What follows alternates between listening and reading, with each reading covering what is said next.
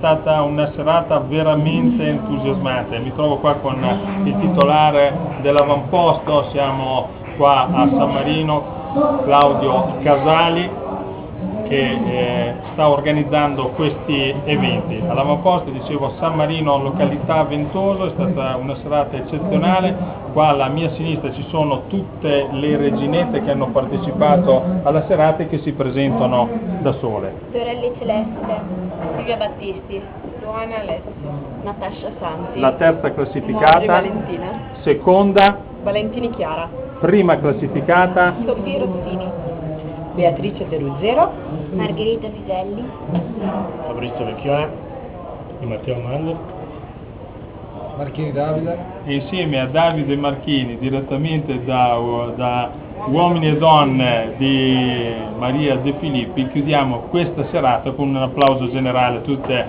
le regine.